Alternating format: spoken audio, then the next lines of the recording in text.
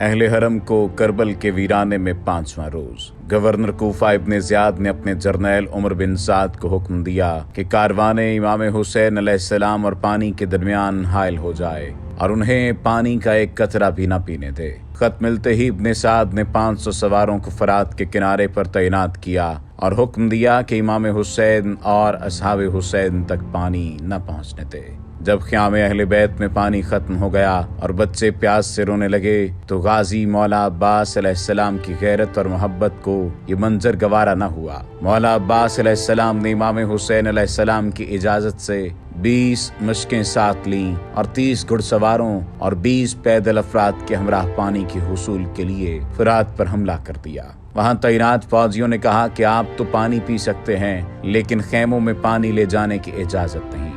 ایسا بھلا کیسے ہو سکتا تھا کہ غازی کے آقا و مولا امام حسین علیہ السلام اور ان کے بچے تو پیاسے رہیں لیکن وفاؤں کے شہنشاہ خود سیراب ہو جائیں۔ غازی عباس علیہ السلام نے پانی پینے سے انکار کر دیا۔ دونوں طرف سے جنگ شروع ہو گئی۔ غازی عباس علیہ السلام نے اپنے 50 ساتھیوں کے ہمراہ دشمن پر ایسے پیدر پہ حملے کیے کہ دشمن 10 گنا کثرت کے باوجود وہاں سے بھاگنے پر مجبور ہو گیا۔ مولا غازی اور آپ کے ساتھیوں نے ساتھ لائے ہوئے مشکیزیں بھرے اور ہر رکاوٹ کو دور کرتے ہوئے خیام میں آ گئے اور خیام حسینی میں موجود بچوں نے مولا عباس کا لایا ہوا پانی پیا۔ اس دن حضرت عباس علیہ السلام کو سقا کا لقب دیا گیا کہ جس کو ہم لوگ اپنی زبان میں اہل بیت اور بی بی سکینہ کا ماشکی کہتے ہیں۔ اسی واقعے کی نسبت سے وفاؤں کی نسبت بھی قیامت تک کے لیے غازی باوفا غازی عباس سے ہو گئی۔ 7 محرم الحرام کا دن غازی عباس کی وفا اور شجاعت کا یادگار ہونے کے ساتھ ساتھ شہزادہ قاسم بن حسن علیہ السلام سے بھی منسوب ہے۔ شہزادہ قاسم علیہ السلام کی مہندی کو تہذیب اعضاء میں خاص اہمیت حاصل ہو گئی۔ امام حسین علیہ السلام اپنے اسی بھتیجے سے بے پناہ محبت فرماتے تھے۔ امام حسن علیہ السلام کا یہ شہزادہ بے حد خوبرو، شجاع اور بے مثال شرافتوں کا وارث تھا۔ مولا قاسم بن حسن علیہ السلام کی عمر واقعہ کربلا کے وقت 16 سال تھی۔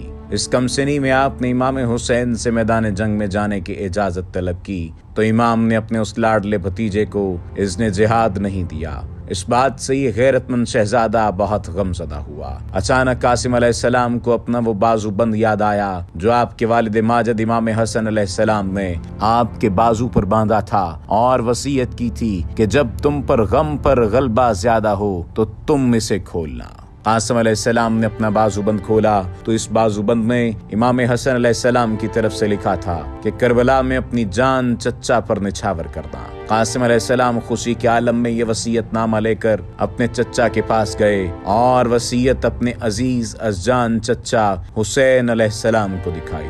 حضرت امام حسن علیہ السلام کا خط پڑھ کر حضرت امام حسین نے گریہ کیا اور کہا کہ میرے پیارے قاسم، تمہارے بابا نے مجھے بھی ایک وصیت کی تھی کہ میں اپنی بیٹیوں میں سے ایک بیٹی کا تم سے عقد کروں، لہٰذا آپ نے غازی عباس علیہ السلام، سیدہ زینب سلام اللہ علیہا اور شہزادہ قاسم کی والدہ جناب ام فروا سلام اللہ علیہا کو شادی کی تیاری کا حکم دیا۔ اس طرح 10ویں محرم کے روز قاسم بن حسن کی شادی مولا حسین علیہ السلام کی صاحبزادی شہزادی فاطمۃ الکبریٰ سے ہوئی۔ انسانی تاریخ کی یہ منفرد شادی تھی کہ نکاح کے بعد دلہا اپنی دلہن کے پاس جانے کی بجائے میدان کارزار کی طرف روانہ ہوا اور لڑتے لڑتے اپنی جان امام وقت اور دین حق پر قربان کر دی۔ اس خوبرو شہزادے کے مبارک جسم کو لعین یزیدی افواج نے ٹکڑے ٹکڑے کر کے گھوڑوں کی ٹاپوں تلے روندا۔ مظلوم شہزادے کی ماں ام فروا سلام اللہ علیہا، پھپھی زینب سلام اللہ علیہا اور منکوہہ فاطمۃ الکبریٰ سلام اللہ علیہا کو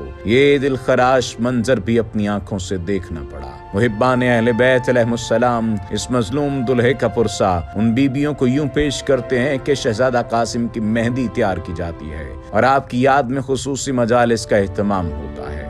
اللہ تعالیٰ عزاداری کی اس تہذیب کو ہمیشہ سلامت رکھے، آمین۔